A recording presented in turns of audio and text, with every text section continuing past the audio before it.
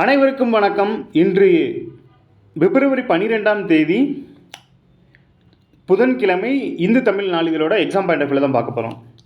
தலைப்பு செய்தி என்ன கொடுத்துருக்காங்க அப்படின்னா, புதிய தொழில்நுட்ப வாய்ப்புகளை உருவாக்கும் செயற்கை நுண்ணறிவால் வேலை பறிப்போகாது அப்படிங்கிற செய்தியை யார் சொல்லியிருக்காங்கன்னா, பிரதமர் சொல்லியிருக்காங்க. என்ன நடந்திருக்கு அப்படின்னு பார்த்தீங்கன்னா, பிரான்ஸோட தலைநகர் பாரிஸில் நேற்று நடைபெற்ற செயற்கை நுண்ணறிவு மாநாட்டில் அந்த நாட்டு அதிபர் இம்மானுவேல் மேக்ரோனோட பிரதமர் இருக்கிற மாதிரி ஒரு ஃபோட்டோ கொடுத்துருக்காங்க. இந்த மாநாட்டில் தான் இந்த வார்த்தையை சொல்லியிருக்காங்க. என்ன அப்படின்னா, புதிய தொழில்நுட்பம் வாய்ப்புகளை உருவாக்கும்னு, செயற்கை நுண்ணறிவால் வேலை பறிப்போகாது அப்படிங்கிற செய்தியை சொல்லியிருக்காங்க. நம்ம எக்ஸாம் பாயிண்ட் ஆஃப் வியூவில் இதை எப்படி அப்ரோச் பண்ணணும் அப்படின்னு பார்த்தீங்கன்னா, 2025ஆம் ஆண்டுக்கான செயற்கை நுண்ணறிவு மாநாடு எங்கு நடைபெற்றது அப்படின்னு கொடுத்து கீழே ஆப்ஷனில் 4 இது கொடுத்துருவாங்க.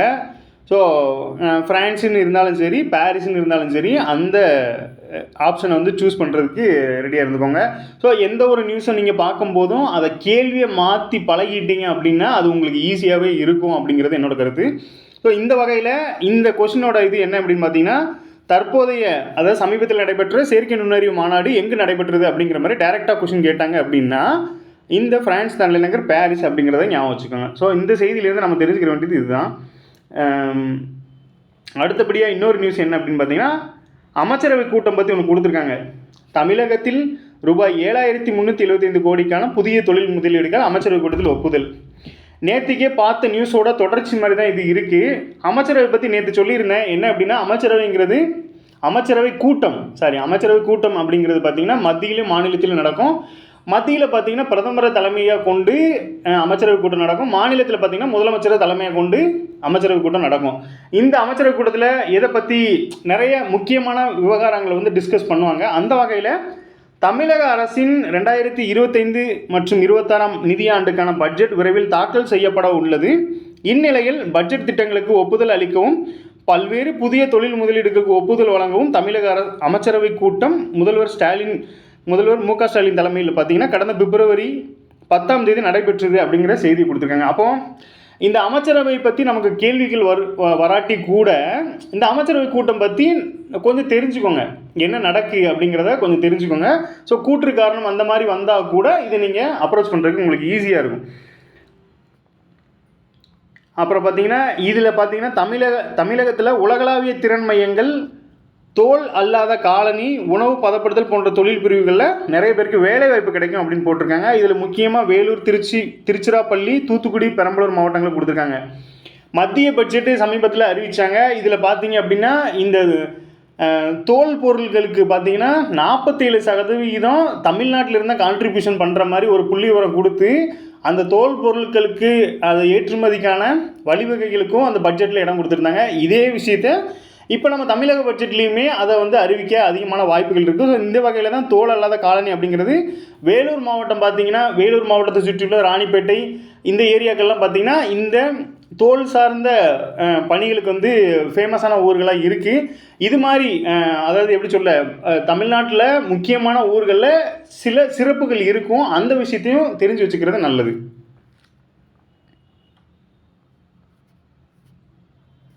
விமான கண்காட்சி நடந்திருக்கு எங்கே அப்படின்னு பார்த்தீங்கன்னா, பெங்களூரில் உள்ள எலகங்கா அப்படிங்கிற விமானப்படை தளத்தில் ஏரோ இந்தியா 2025 அப்படிங்கிற எக்ஸ்போ நடந்திருக்கு. என்ன அப்படின்னு பார்த்தீங்கன்னா, இது வருஷம் நடக்கக்கூடியதான்.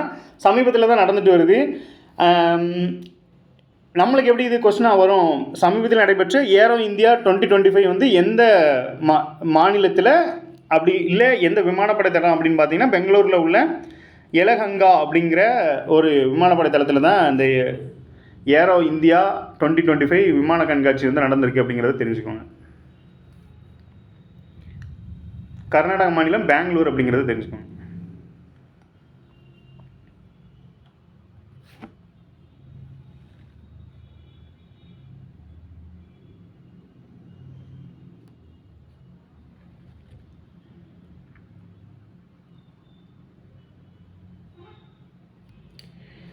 நேஷனல் கேமு தேசிய தடகள விளையாட்டுப் போட்டிகளில் வென்றவர்களுக்கு பதக்கங்களை கொண்டு வந்த மௌலி ரோபோ அப்படிங்கிற செய்தி கொடுத்துருக்காங்க.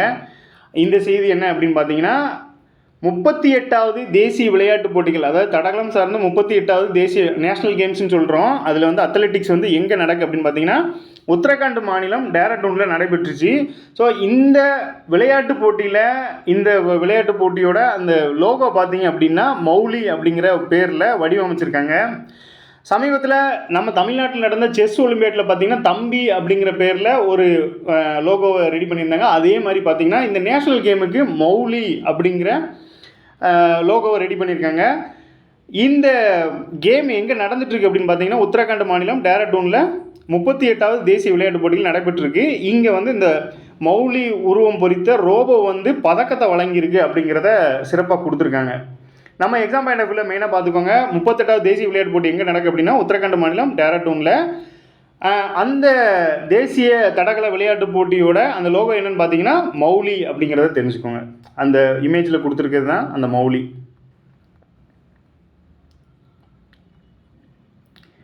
அடுத்ததாக கிரவுண்ட் வாட்டர் பற்றி ஒன்று கொடுத்துருக்காங்க. இந்தியாவின் நிலத்தடி நீர் நிலைமை குறித்து மத்திய நிலத்தடி நீர் வாரியம் அப்படின்னு ஒன்று இருக்குது. CGWB, central ground water board அப்படின்னு ஒன்று இருக்குது.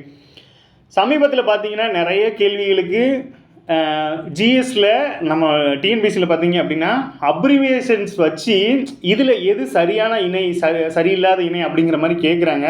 ஸோ அப்ரிவியேஷன்ஸ் எங்கே கிடைச்சாலும் ஸ்கூல் புக்கு மட்டும் இல்லாமல் வெளியில் எங்கே பார்த்தீங்கன்னாலும் அதை கொஞ்சம் பார்த்து வச்சுக்கிறது நல்லது. அந்த வகையில் CGWB அப்படிங்கிறது என்ன அப்படின்னு பார்த்தீங்கன்னா சென்ட்ரல் கிரவுண்ட் வாட்டர் போர்டு அப்படின்னு ஒன்று இருக்குது. இது ஒரு ஆய்வு நடத்தியிருக்கு. யுரேனியம் மாசுபாடு பிரச்சனையால் நாட்டின் பல மாநிலங்களை பாதிக்கு உள்ளாகி இருப்பது அந்த ஆய்வின் மூலம் கண்டறியப்படுது. அமெரிக்காவோட ஏல் பல்கலைக்கழகம் 2022 பாதுகாப்பற்ற குடிநீர் தொடர்பாக நடத்திய ஆய்வில் பார்த்திங்கன்னா உலகில் 180 நாடுகளில் இந்தியா வந்து 141வது இடத்த பிடிச்சிருக்கு. தற்போதைய சூழலில் பார்த்திங்கன்னா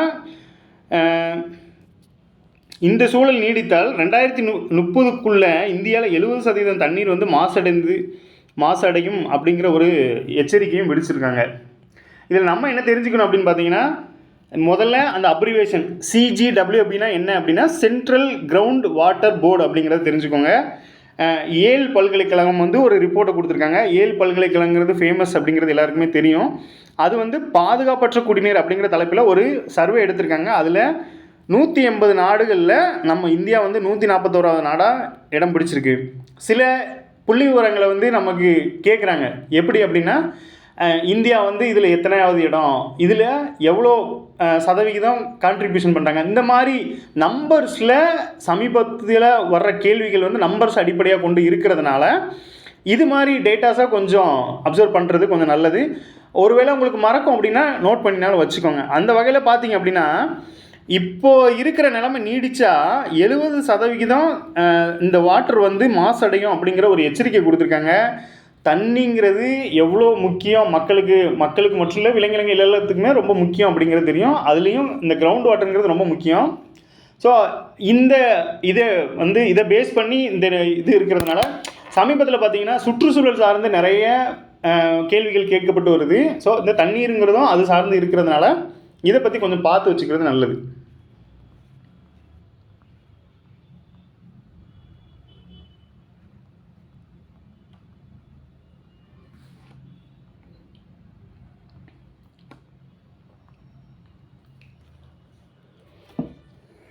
அடுத்ததாக இணையம் பகுதியில் இன்றைக்கி அரசியலமைப்பில் ஒரு டாப்பிக்கை பற்றி கொடுத்துருக்காங்க. என்ன அப்படின்னு பார்த்தோன்னா இந்தியாவில் கூட்டாட்சி என்பது மத்திய அரசு பல்வேறு மாநில அரசுகள் ஆகும். இந்தியாவில் கூட்டாட்சி என்பது மத்திய அரசு பல்வேறு மாநில அரசுகள் ஆகும். இருப்பினும் 1993ஆம் ஆண்டு இந்திய அரசியல் அமைப்பின் 73 மற்றும் 74வது சட்ட திருத்தம் நிறைவேற்றப்பட்டதன் மூலம் அதிகாரங்கள் உள்ளாட்சிகளாக, அதாவது ஊராட்சி, நகராட்சி, மாநகராட்சியாக விரிவாக்கப்பட்டது. 2004 அமைந்த பஞ்சாயத்து ராஜ் அமைச்சகம் உள்ளாட்சி அமைப்புகளின் விவகாரங்களை கவனிக்கிறது அப்படிங்கிறத சொல்லியிருக்காங்க. இந்த டேட்டா மோஸ்ட்லி நம்ம ஸ்கூல் புக்கில் இருக்குது. என்ன அப்படின்னா அதை நம்ம ரீகால் பண்ணிக்கலாம். ஒருவேளை நீங்கள் ஸ்கூல் புக்கில் இருந்த டேட்டாவை இந்த மாதிரி நியூஸ் பேப்பரில் பார்த்தீங்க அப்படின்னா அதை ரீகால் பண்ணுறதுக்கு இது வசதியாக இருக்கும். ஸோ நம்ம புக்கில் தான் படிக்கணும் அப்படிங்கிறதுல நீங்கள் எங்கே வேணாலும் இன்ஃபர்மேஷனை வந்து நீங்கள் இது பண்ணிக்கலாம். அந்த வகையில் இந்தியாவோட கூட்டாட்சி என்பது மத்திய மற்றும் மாநில அரசுகள் ஆகும் அப்படிங்கிற மாதிரி சொல்லி இருக்கிற நிலமையில் 1993 இந்திய அரசியலமைப்பில் 73 மற்றும் 74 சட்டத்திருத்தம் வந்து திருத்த சட்டம் நிறைவேற்றப்பட்டதன் மூலம் அதிகாரங்கள் உள்ளாட்சிகளாக 3 பிரிவாக பிரியுது. எப்படி அப்படின்னா ஊராட்சி, நகராட்சி, மாநகராட்சி அதான் விரிவாக்கம் பண்ணப்படுது. 2004 இந்த பஞ்சாயத்து ராஜ் அமைச்சகம் அப்படிங்கிறத உருவாக்குறாங்க. இது பஞ்சாயத்து ராஜ் அமைச்சகங்கிறது மத்திய அரசு சார்பில் உருவாக்கியிருக்காங்க. அது 2004. நமக்கு முக்கியமானது என்னென்னா இந்த 73, 74 சட்டத்திருத்தம் எந்த ஆண்டு, அது எதற்காக கொண்டு வரப்பட்டது அப்படிங்கிறத நம்ம டைரெக்டாகவே நிறைய கொஸ்டின்ஸில் பார்த்துருப்பீங்க. இந்த 73, 74ங்கிறது எவ்வளோ முக்கியங்கிறது உங்களுக்கும் தெரியும். ஸோ இதை ஒருவேளை ரீகால் பண்ணாமல் இருந்தீங்கன்னா பண்ணிக்கோங்க. இதை வச்சு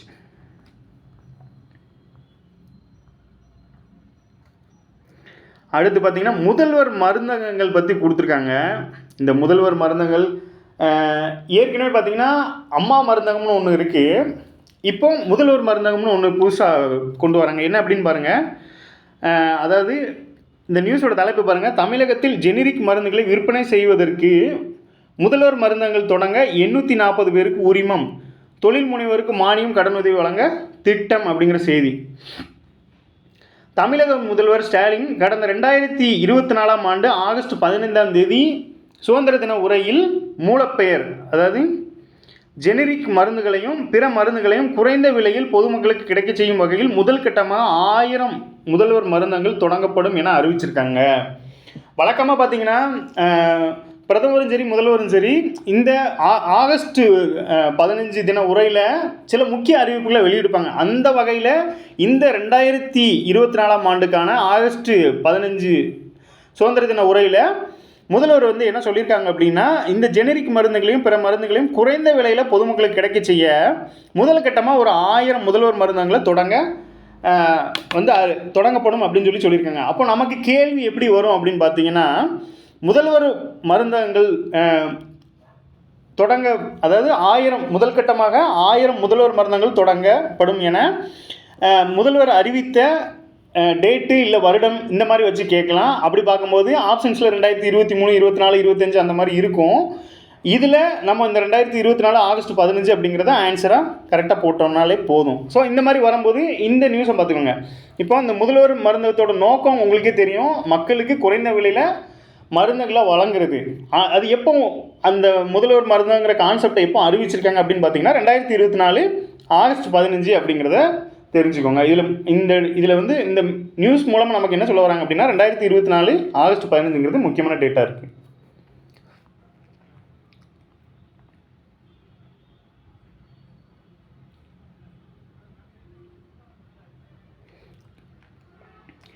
எரிசக்தி துறை பற்றி சமீபமாக பார்த்தீங்கன்னா ஓல்டு கொஷின்ஸில் நிறைய டேட்டா இருக்கும். அந்த வகையில் எரிசக்தி துறையில் முதலீடு செய்ய வேண்டும், எரிசக்தி வார நிகழ்ச்சியில் பிரதமர் அழைப்பு அப்படிங்கிற செய்தி கொடுத்துருக்காங்க. டெல்லியில் வந்து 4 நாட்களாக இந்த எரிசக்தி வார நிகழ்ச்சி நடக்குது. இதில் வந்து டேட்டை கரெக்டாக மென்ஷன் பண்ணலை.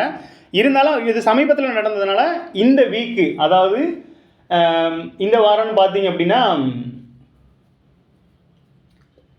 பிப்ரவரி மாதத்தோட இந்த முதல் வாரம் இல்லை 2வது வாரம் அந்த மாதிரி எடுத்துக்கலாம். இப்போ போன மந்த்தை பொறுத்தளவில் ஜனவரி மந்த் பார்த்தீங்க அப்படின்னா, ஜனவரி மந்த்தையே என்ன சொல்கிறாங்க அப்படின்னா ரோடு சேஃப்டி அவேர்னஸ் மந்த் அப்படின்னு சொல்கிறாங்க. அதாவது சாலை போக்குவரத்து மாதம் அப்படின்னு ஜனவரி மந்த் அழைக்கிறாங்க. அதே மாதிரி ஜனவரி மந்தோட கடைசி வாரத்தை பார்த்திங்கன்னா அதே மாதிரி சாலை போக்குவரத்து விழிப்புணர்வு வாரம் அப்படின்னு அறிவிச்சுக்கிறாங்க. ஸோ ஜனவரி மந்த்துக்கு எப்படி அந்த ஸ்பெஷல் இருக்கோ அதே மாதிரி பிப்ரவரி மந்தில் பார்த்திங்கன்னா இந்த எரிசக்தி துறை வந்து எரிசக்தி வார நிகழ்ச்சி அப்படிங்கிறத நடத்துகிறாங்க. இந்த வகையில் பாருங்கள், இதில் என்ன பண்ணியிருக்காங்க அப்படின்னா, இதில் நம்ம தெரிஞ்சுக்கிற வேண்டியது, எரிசக்தி துறையில் 2030க்குள்ளே பல இலக்குகளை அடைய திட்டமிட்டுள்ளோம் அப்படின்னு சொல்லியிருக்காங்க. இப்போது இந்த இயர்லாம் பார்த்தீங்க அப்படின்னா தமிழ்நாடு அரசும் சரி மத்திய அரசும் சரி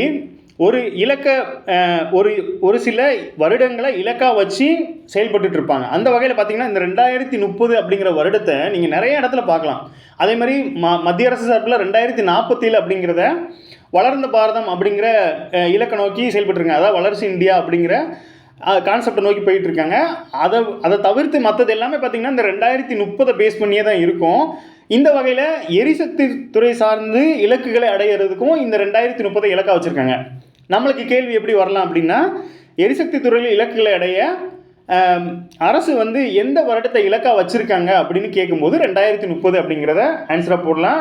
நிறைய இலக்குகளுக்கு பார்த்திங்கன்னா இந்த 2030ங்கிறது முக்கியமானதாக இருக்குது. ஸோ 2030 பார்த்துக்கோங்க. அப்புறம் நிறைய புள்ளி விவரங்கள் இருக்குது, உங்களுக்கு ஆல்ரெடி தெரிஞ்சிருந்தாலும் ரீகால் பண்ணிக்கோங்க. கடந்த 10 ஆண்டுகளில் இந்தியா 10வது பெரிய பொருளாதாரத்தில் இருந்து 5வது பெரிய பொருளாதாரமாக மாறியுள்ளது. இதில் நம்ம என்ன தெரிஞ்சுக்கணும், இந்தியா வந்து தற்போது 5வது பெரிய பொருளாதார நாடாக மாறி இருக்குது அப்படிங்கிறத தெரிஞ்சுக்கோங்க. அப்புறம் இன்று இந்தியா 3வது பெரிய சூரிய மின் உற்பத்தி நாடாக உள்ளது.